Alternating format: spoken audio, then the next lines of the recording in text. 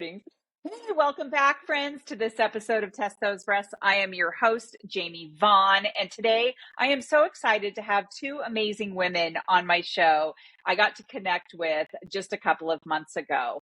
First, we have Kathryn Tortorici, and we have Nancy Bynon on my show. So Kathryn lives in Birmingham, Alabama with Sam, her high school sweetheart, and husband of 35 years. She has an education degree from Auburn University and taught kindergarten for 5 years. She is blessed with 3 adult children, two daughter-in-laws, and 2 granddaughters.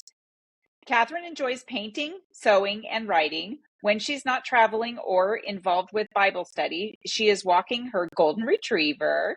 Kathryn's passion is hospitality, serving others in her home, in the community, or in Mentone, Alabama? And she loves people and sharing her faith. Nancy grew up in Dothan, Alabama. After graduating from Auburn University with a nursing degree, she moved to Birmingham, Alabama, and worked at the University of Alabama in Birmingham Hospital for 8 years. UAB is where she met Steve, her husband of 37 years. They have a son and daughter, a son-in-law, and a precious granddaughter.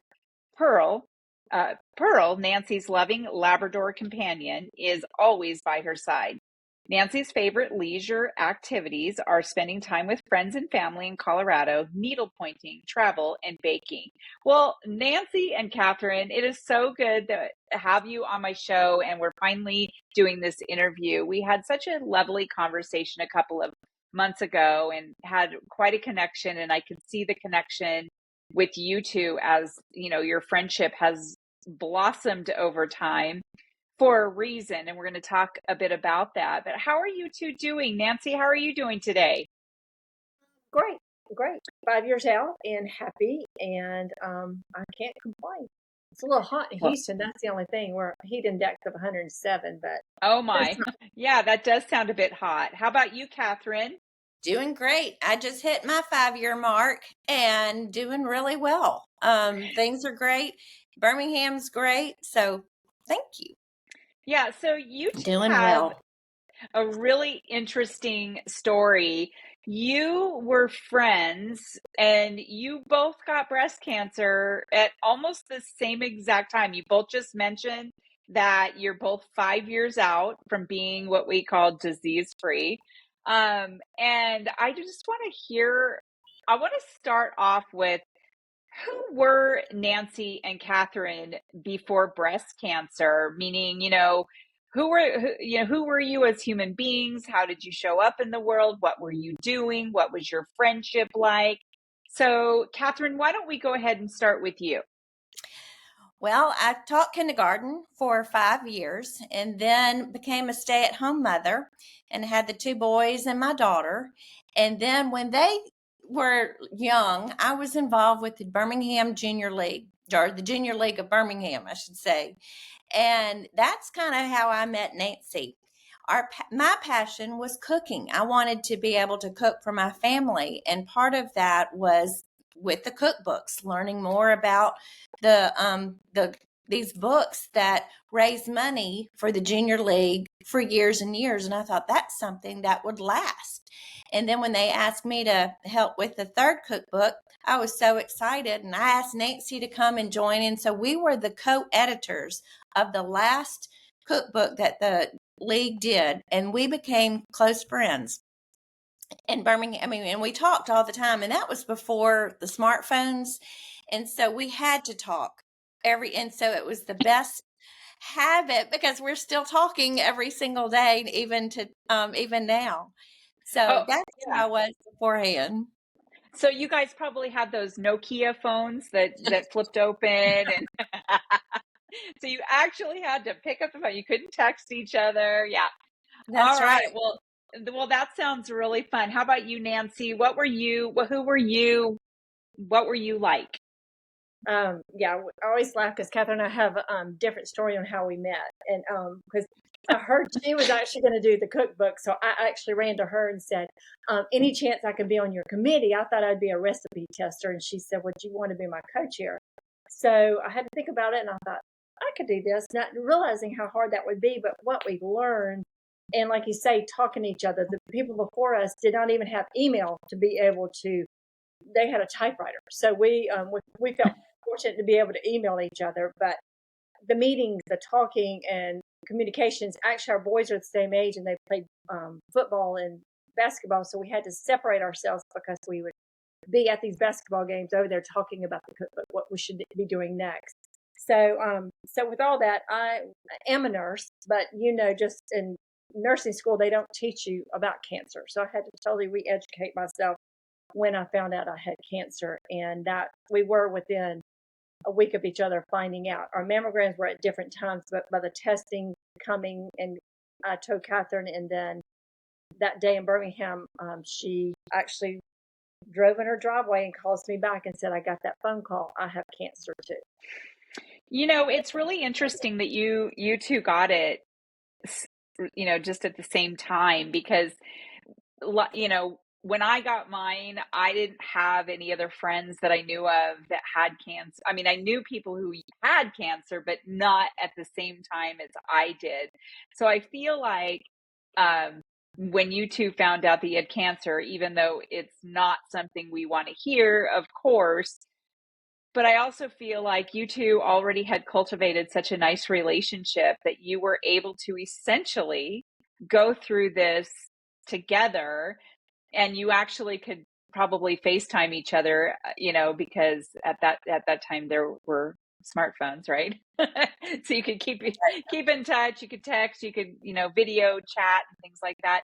So with that, Kathryn, why don't you share what your circumstances were, how you found the cancer, what the diagnosis was, what your treatments were like, and whatever else you'd like to share. Well, my husband and I had just moved to Atlanta, a new city away from Birmingham. So everything was new. I didn't even know where the grocery store was.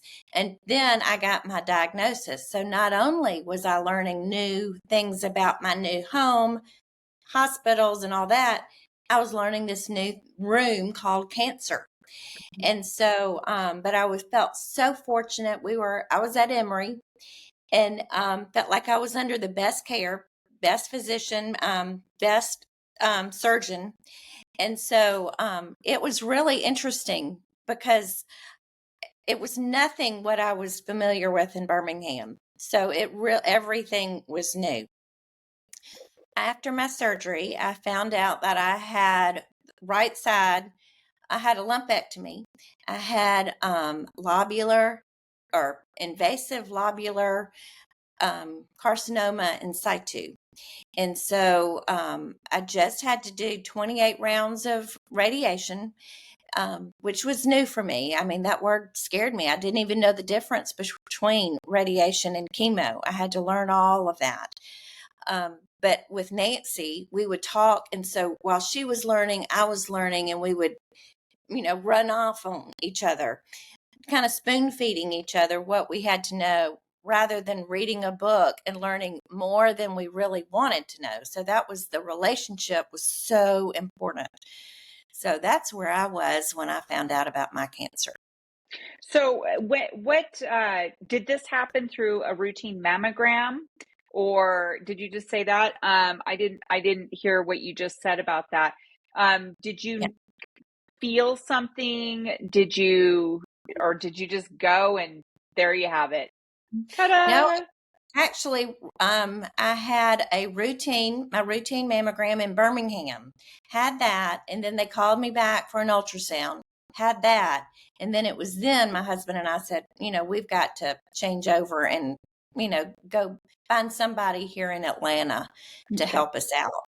So that's, I just had a conversation this morning with someone who had just moved, I think it was to North Carolina, when she found out. And so she had this whole new place that she was living and this cancer to deal with. So that just kind of threw a whole nother monkey wrench into it.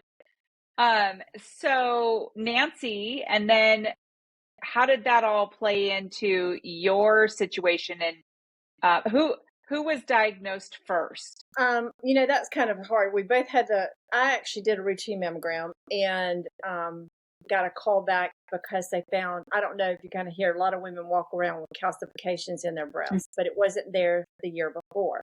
And sometimes that can be something your body's fighting. They just saw little white micro calcifications.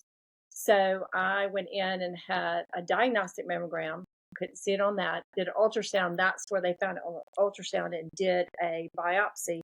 And the same thing, I had invasive ductal carcinoma in situ on the right side. And it was positive for estrogen, progesterone, but the HER2 was negative. And that was the same with Kathryn. So just by doing that routine mammogram, and I was at MD Anderson, and when we first moved from Birmingham to Houston, everybody kept saying, you got to get in their well-checked program. So I would go every year and have, the dermatologist, the mammograms, all that kind of stuff, all every year.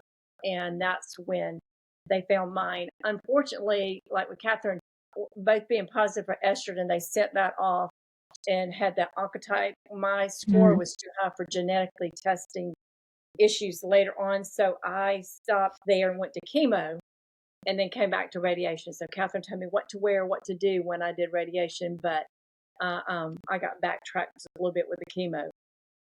Okay. So this diagnosis for both of you really probably changed your relationship with each other as far as friendship goes in such a dramatic way because of this. Can you share a little, Kathryn, about what your friendship was? I mean, I know what your friendship was before cancer, but how that sort of developed over time as far as how you felt about Nancy and her friendship with you. Well, it's kind of like a mountain. You can climb a mountain by yourself, but who wants to? I mean, and having Nancy with me, I felt like we were buddy, the study buddy, and we could climb that mountain together. I've always said to people that cancer is like the professor nobody wants in school because it's so hard. It's unfair. There's going to be a lot of crying, a lot of tears, a lot of late nights, a lot of unknowns. But when that course is finished, you're tested, you're proven, and you know what matters. Well, I feel like Nancy was my study buddy, and together we took that course together. And because of that, our friendship grew in more ways than just knowledge or, how's your dog? How's your family? But it was all about our health. And then the overflow of that is, well, how are you eating? What are you changing in your lifestyle?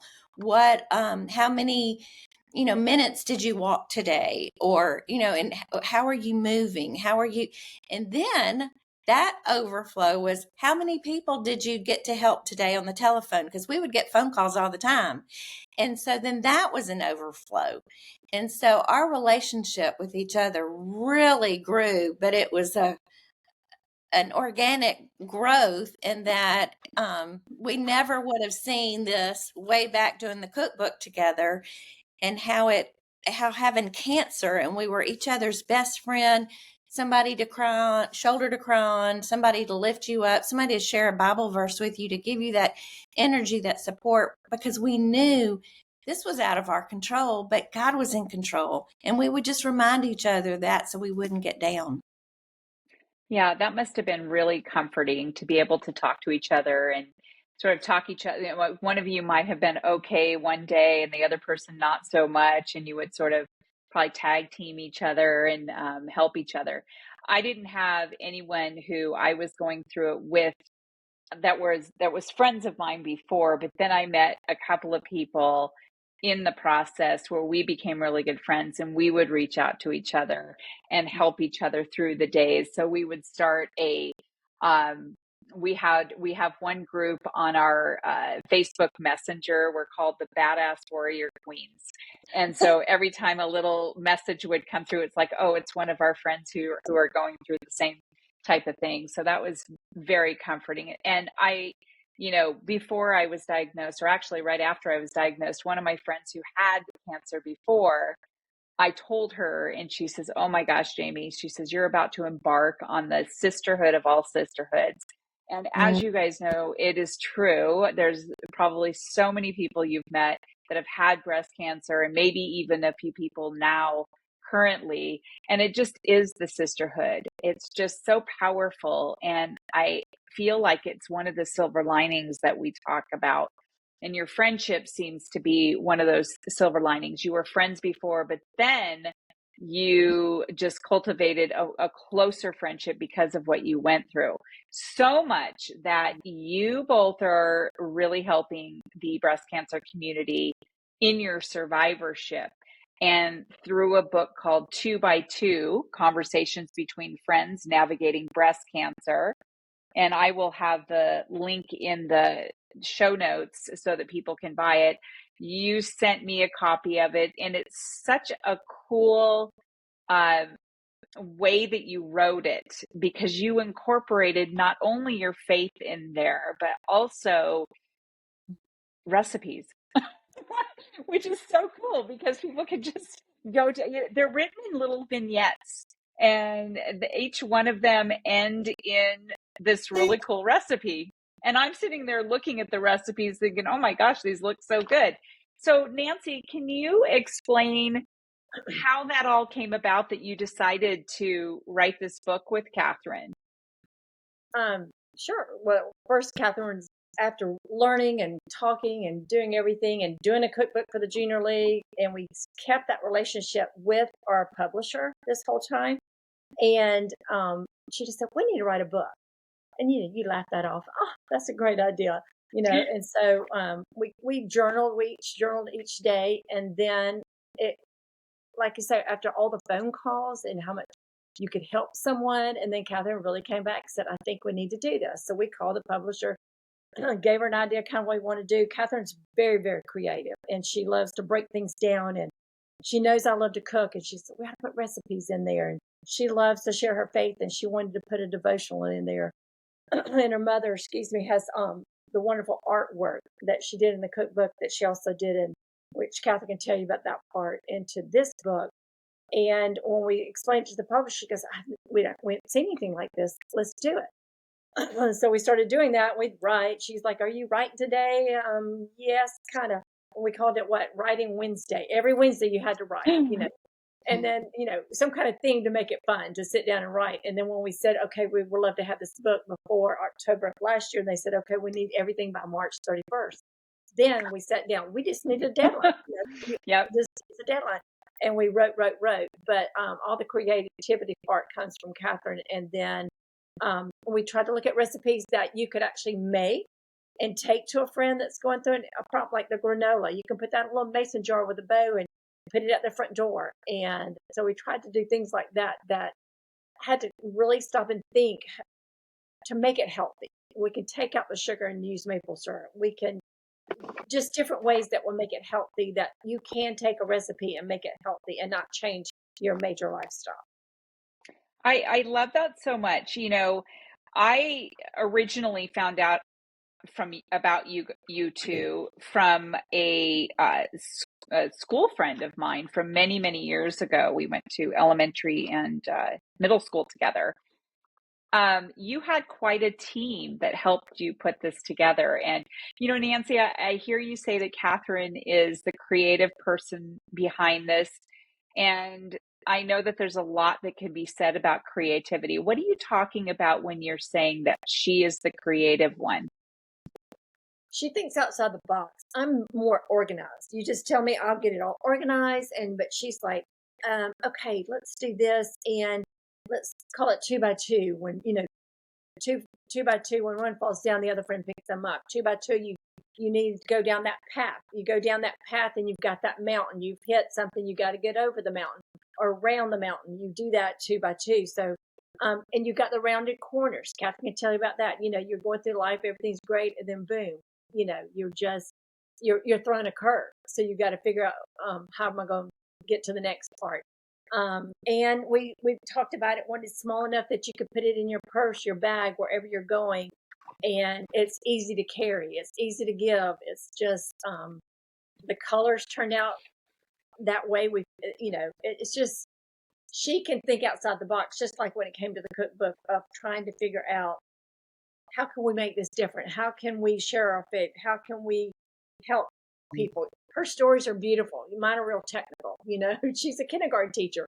So she's like, you got to make this a little more personable. And I'm like, but I want to tell them what to wear, what to do, what to say. And then she was like, well, let's tell them what not to say.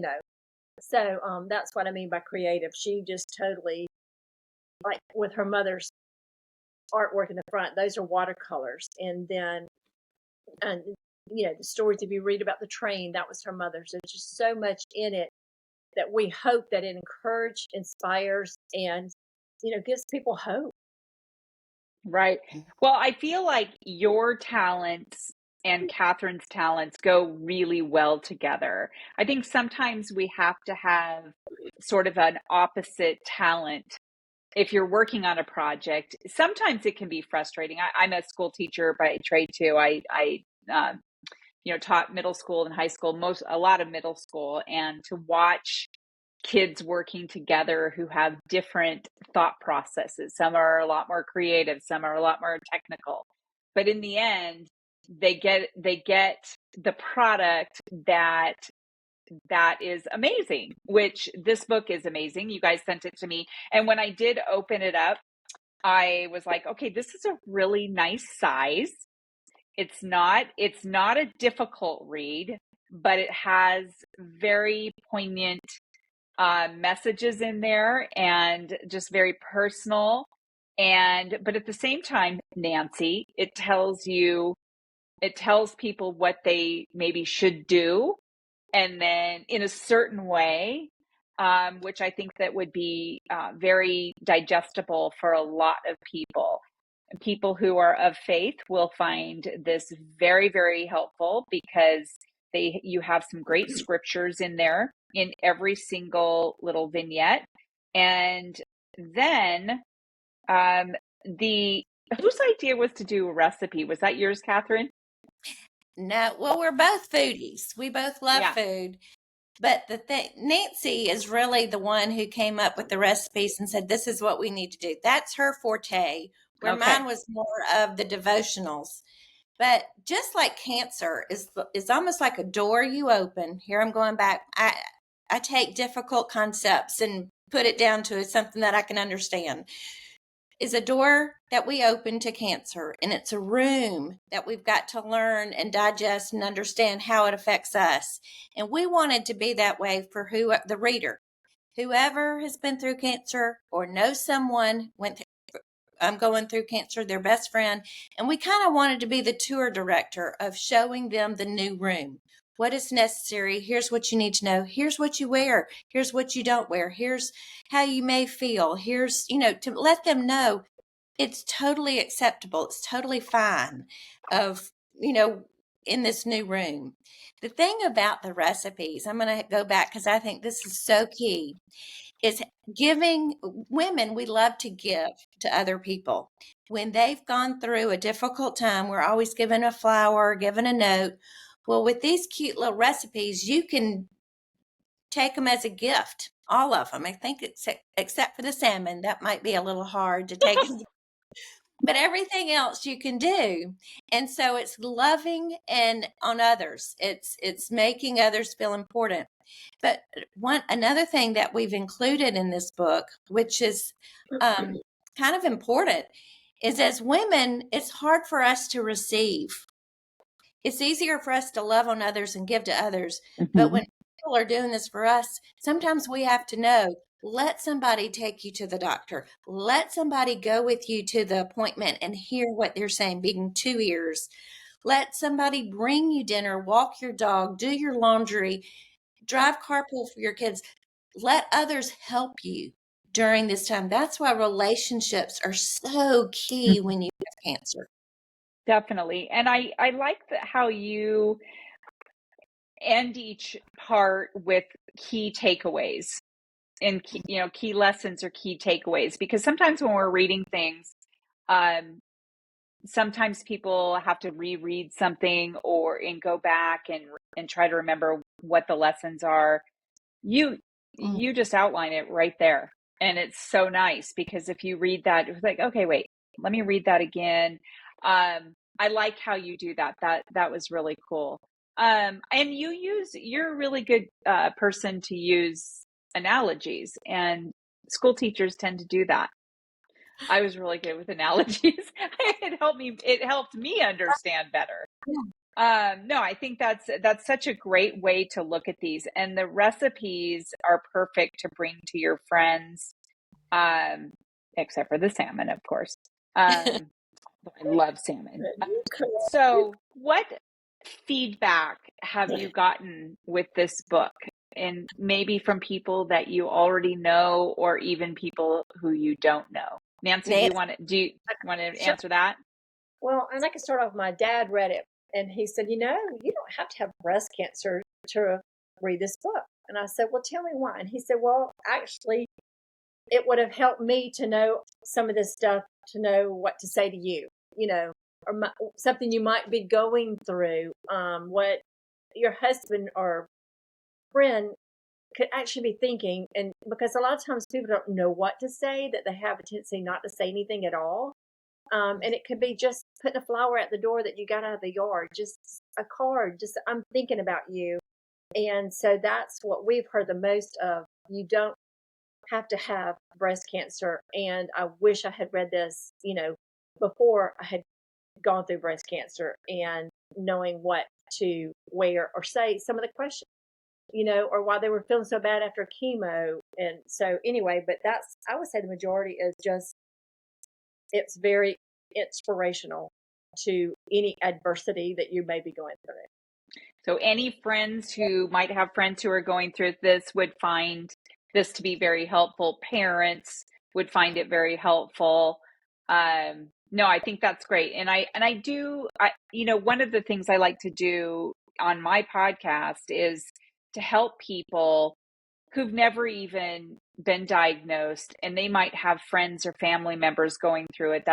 And caregivers, and that people who were not in that position, so they really wouldn't know exactly what the person is going through. And I want them to have the resources to be able to help out. So this book will be perfect for when I put it on my website that I have up and running now. It's not quite finished. It's still under construction, but the donation button is working, and a few other things have been put on there. We are working on a resource page where people can go and click on the category. Like for this, it would be under books and podcasts. And so people would be able to click on that and see the link to your book. So to my audience, when that part is up and running, this will be in the show notes for sure for this podcast. But you can also go to the website, testhosebreasts.org, and be able to find the link as well. If people are listening to this like way down the line from now, let's see, today is June 3rd, 2024. Okay, well, I just really appreciate that you two wrote this, because you really did write it in a way that is easy to find things too. So like, for example, it does talk about how you met, what your cancer diagnosis was, and items, things about your friends and family. So when you two were diagnosed, how did your friends and family react? Kathryn, how did everybody react? Well, my children were so available. They called me all the time. They were with me the whole journey. Now, my sister, who is a CRNA, she's a nurse. She was so sweet. She gave me this book about this big. It was huge. And she goes, "Oh, I got you this book about cancer." Well, I was so overwhelmed. I couldn't even look at that book. And I said, "You're going to have to spoon feed me this book, because I can't read it." Because you're overwhelmed, and it's so much. Yeah. And that, I guess that I'm so grateful she did that, because she wanted me to learn.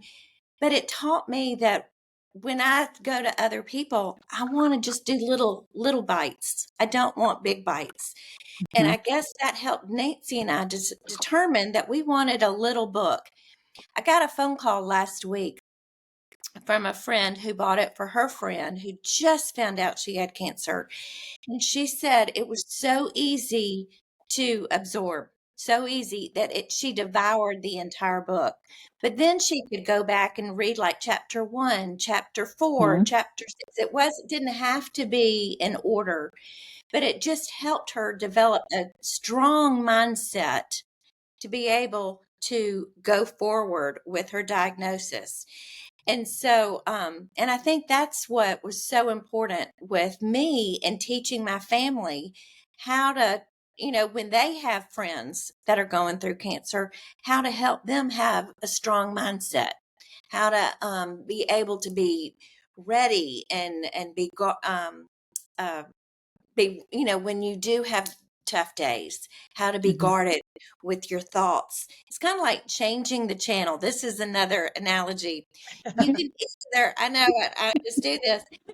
Either it's like watching a channel on spiders and snakes. You get so creeped out that you can't do anything. Or you can get up, change the channel to the Hallmark channel, be at peace. And when you do that, the way I changed my channel was that I would, in the waiting rooms, I would go and meet other people. I was more concerned about those people than I was myself. Changing the channel, changing your mindset. And so that was um, one of the things I took away. Yeah, I love that. Now, did you let your sister, know that? How did she take that? She was laughing. She thought it was great because there is Okay. so much to learn. So Yeah, we've there got is. we've got a great relationship.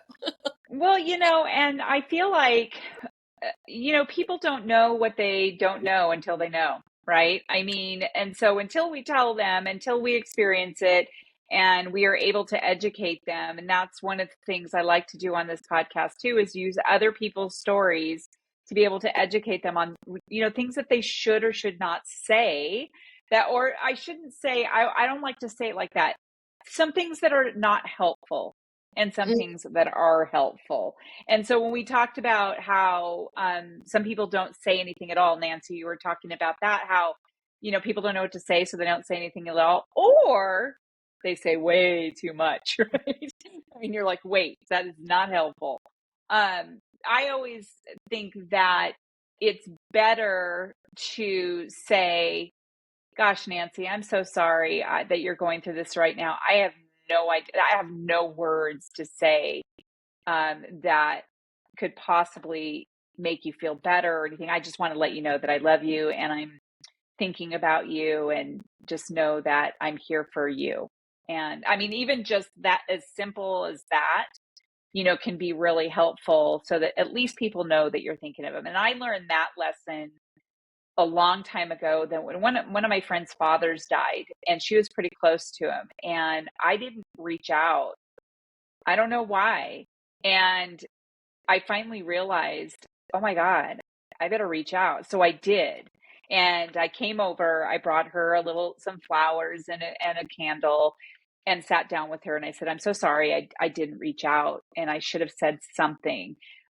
It was at that point that when things happened to my friends, whether they lost a parent or got sick or something, I knew that it's better for me to reach out and say, wow, I'm so sorry. I don't know what to say exactly, but I am here for you and I am thinking about you. Yeah. Well, Nancy, is there anything that you would like to add as far as how people reacted to your diagnosis, and how people showed up for you? I think reacting, when we're going back to the children or stuff like that, is kind of hard because I think people hear cancer and they think you're going to die, and especially if you have chemo. That chemo, I think, bothered my children more than anything. And so, and it was just one path I sure did not want to go down. Cancer gave me a little sucker punch, but then chemo took me to my knees. So Yep. anyway, because I truly watch what I eat, what I do, and the thought of that going through my body, I just like, oh.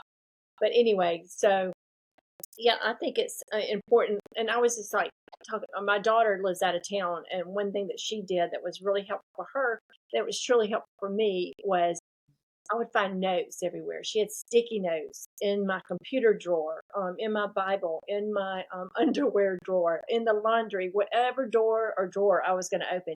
She would have some type of encouragement note, and I kept, every time I still find them today. I don't know how she did that, when she did that, but I've got them all stuck together, and that was just. It brought a smile on your face. What can you do to bring a smile on your face? And that was very, very helpful.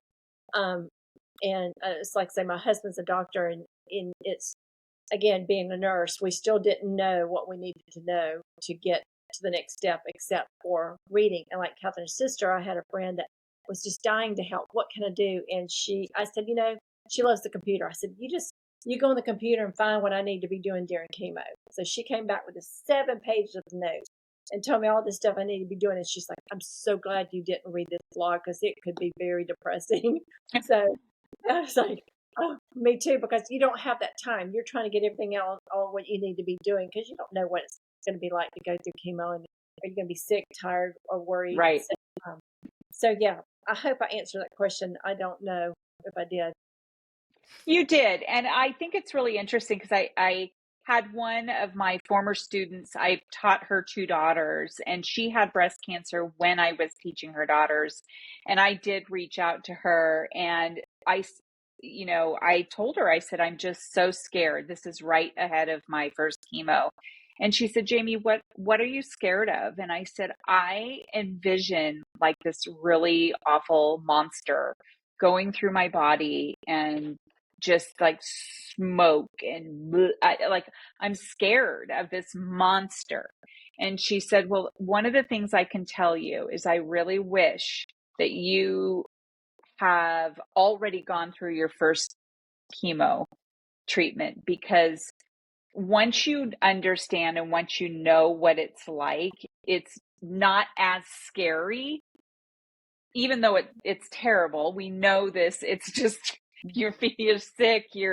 I lost my hair. I don't know about you ladies, but I lost my hair, and your nails and your bloody and just it's gross, right?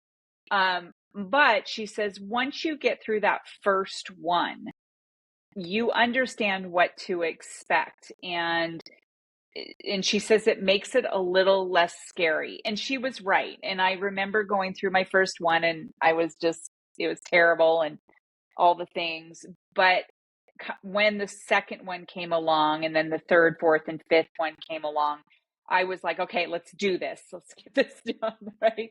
Like I can handle anything. But so when you were talking about, I'm glad you didn't read that blog.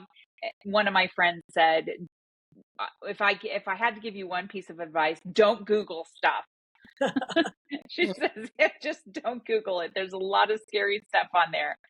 Just stick to the people who are caring for you, and, try to reach out to the breast cancer community so that you have other people who know what you're going through and you can get that support. So, well, I really would like to know of this last question, Kathryn. What is a big piece of advice that you would give to someone who's never even been diagnosed? All cancer is different. All treatment is different. And the personality of the person having the cancer is different. There are no rules. Because one person handles it this way doesn't mean that's the way it has to be handled. One person may internalize everything, and another person may tell the world. And it's totally fine, the different ways people handle it. Nancy and I emphasize that all the time, that you do you, I do me. And it's totally fine for people to understand. There's no rules about how you handle or accept or walk through that journey. That's just one thing that I think is truly helpful. Another thing is we were made to have relationships with others, and our relationship with our Heavenly Father. That's the 2 things that truly matter. And when you're going through whatever adversity it is. Cling to those things, and that will give you the hope, the strength, the endurance to keep on that journey. We named our book 2 by 2, just like Jesus sent the disciples out 2 by 2. Nancy and I were sent 2 by 2 to go out and be the best friend to whoever else might be diagnosed with cancer, or their mother might be diagnosed with cancer, or their best friend or their aunt. You know, women just need women to be there for each other. I sat next to this man the other day and I was telling him about the book, and he was in tears. And he said, I wish I had read your book when my wife was sick. I didn't know how to care for her. And so I just think relationships and being ready to love and hear and respect and to serve is so important. I love how you just talked about how everyone deals with things differently. I know that a person looking from the outside in, right? Somebody who's never had breast cancer or any cancer for that matter, they look at one person and say, man, she just powered right through that. She was positive all the time and blah, blah, blah, blah, blah, blah, blah, right?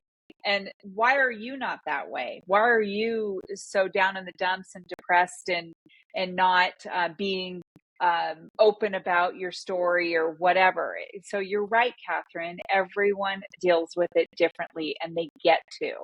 They're allowed to. And because sometimes we are very down and sometimes we're a lot more positive. And I know that I inserted things that I really like to do during my treatment. My husband and I made the decision that after every single chemo, so I had it every 3 weeks, and at the during the third week, I felt pretty good, felt okay. I got used to being bald and things like that. So we would go camping. And that was my happy place. We took the 2 dogs camping, and it was always midweek because we were retired by that time. And it was so nice because there wasn't a million people around. And I remember just sitting in my camp chair and just thinking, this is really wonderful. And we would take pictures, and then I would go back to my next treatment. And so, I mean, we just kind of go through these ups and downs, and we as women need to support each other in that journey. So thank you for bringing that up. And then also clinging to what makes you happy and more positive and hopeful. And as far as it's just whatever that is, make sure that you are clinging to that.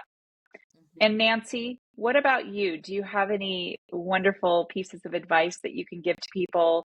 Regardless, how about let's start with people who've never been diagnosed. I always say I like for people to understand before they get diagnosed, so that if they ever, God forbid, they ever are hit with that.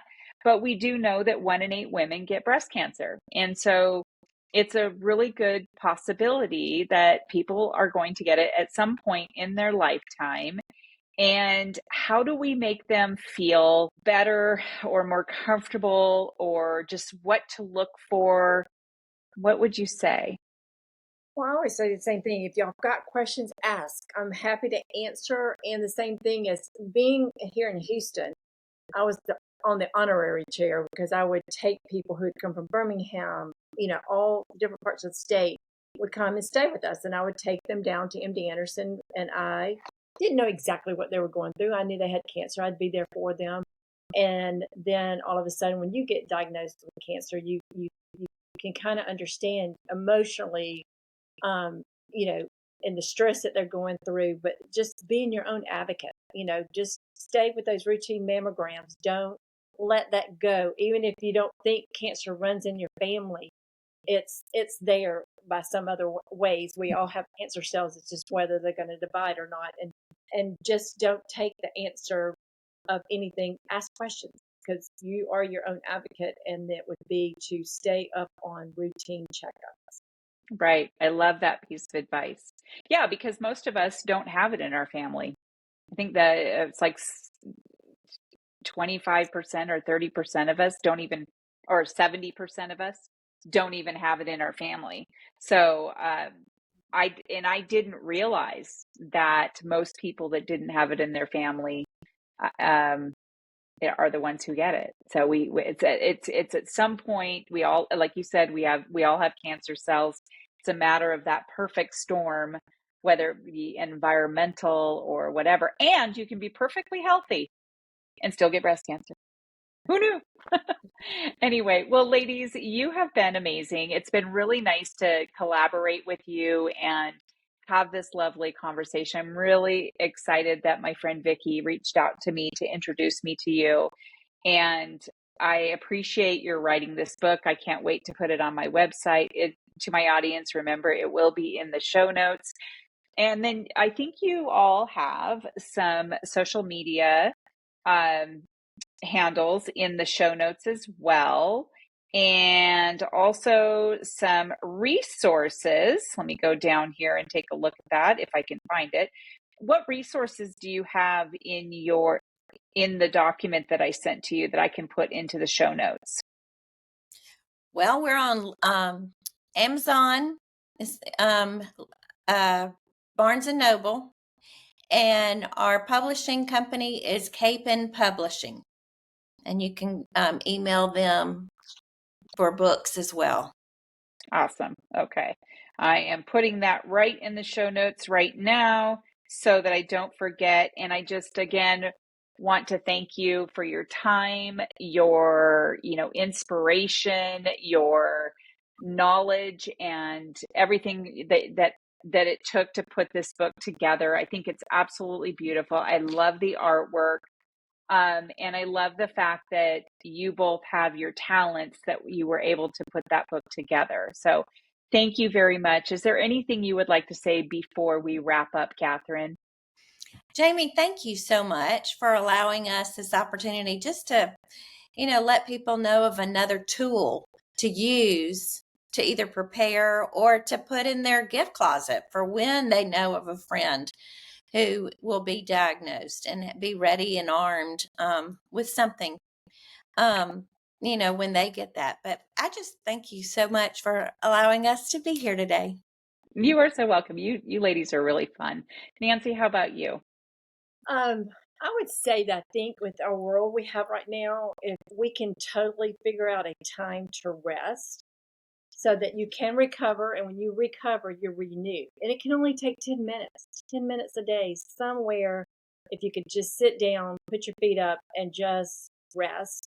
I feel like that's where I didn't have before that I've put into my life now. Is I find some way to unplug. It's take the watch off. It's take the phone, put it over the side. I don't know if I'm getting beat or not. And it could be 10 minutes. It could turn into 30. I don't know. It's just whatever I can do. Like Kathryn said, turn it on the Hallmark channel. It's a happy place. Turn the channel.